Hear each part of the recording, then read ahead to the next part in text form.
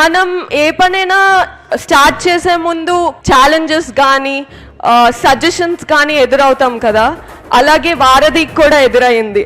చాలా మంది lot of questions race చేశారు. Like, do you really need this? అంటే ఈ ప్రోగ్రామ్ అవసరమా? అసలు చిల్డ్రన్ రామాయణం మీద రీసెర్చ్ చేయగలరా? స్కూల్స్ కానీ, పేరెంట్స్ కానీ, టీచర్స్ కానీ, స్టూడెంట్స్ కానీ సపోర్ట్ చేస్తుందా? వాళ్ళు ఫుల్ స్కూల్లో కల్చరల్ యాక్టివిటీస్తో, స్టడీస్తో, ఎగ్జామ్స్తో, హాలిడేస్ ఉండి అవన్నిటితో వాళ్ళు మేనేజ్ చేయగలరా అని క్వశ్చన్స్ రేస్ అయ్యాయి. రామాయణం అనేది హిందూయిజం కదా, స్కూల్ సపోర్ట్ చేస్తాయా అని కూడా క్వశ్చన్స్ వచ్చాయి. Kids are not qualified enough to speak this concept అని కూడా క్వశ్చన్ వచ్చింది. వాళ్ళు రీసెర్చ్ చేయగలరు కానీ ట్రైన్ ఎవరు చేస్తారు పిల్లల్ని?